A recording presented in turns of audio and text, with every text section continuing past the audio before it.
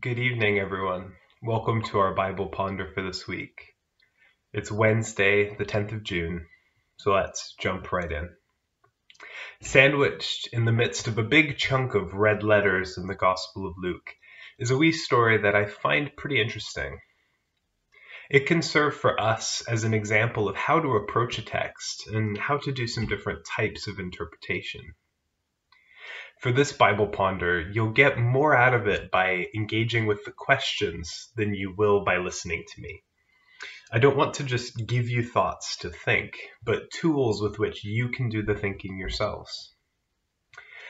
As always, if you're interested in sinking your teeth into the text and into the questions that follow, join us right after this video premieres on a Zoom call for discussion, for chat, and we'll dig into some of those things. The details for the call are in the comments below this video. So let's jump in by reading now from Luke 17, verses 11 to 19, and the story of the 10 lepers. Let's read. On the way to Jerusalem, Jesus was going through the region between Samaria and Galilee. As he entered a village, 10 lepers approached him. Keeping their distance, they called out, saying, "Jesus, Master, have mercy on us." When he saw them, he said to them, "Go and show yourselves to the priests." And as they went, they were made clean.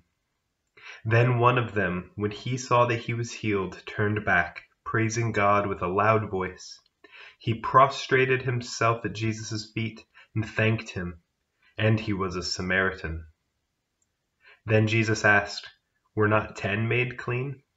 But the other 9, where are they? Was none of them found to return and give praise to God except this foreigner?" Then he said to him, "Get up and go on your way. Your faith has made you well." This is a short, simple story, at least seemingly simple. So let's dive in with some questions to get you thinking. First question is, what are some things that would be helpful to know in order to understand this story better? You may know a few things already that can give you a head start, but what else might be helpful to know? Question 2. Why do you think this story about Jesus had the staying power to get written down? Surely not everything Jesus did and said got recorded and preserved for us. So why this? What does it teach us? Question 3. What are 3 different ideas that you could pull out of this story if you were to teach it to someone or use it to teach someone? There are a few examples in my head, but I want you to go ahead and think of a few. See if you can think of 3, and we'll talk about those a bit more in the Zoom discussion as well. These are questions, these 3 questions, that don't just work for this passage, but for lots, if not all, of the Bible.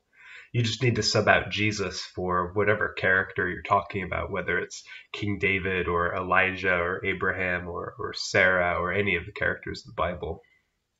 So take these questions away, maybe write them down on a scrap of paper, tuck it into your Bible, and ask yourself these questions for any passage you read. And if you have trouble answering them, then you know where to direct your further study or research. So it gives you some direction for what to know, what you don't know, if that makes sense. And if you want to discuss this passage and discuss these questions and more like them, then please do hop on the Zoom call with us that's going to start right after this video finishes. Again, the details are below in the comments. We'll have a chat for about a half an hour, and we'd love to see you there. And whether we see you or not, thanks for joining us this evening.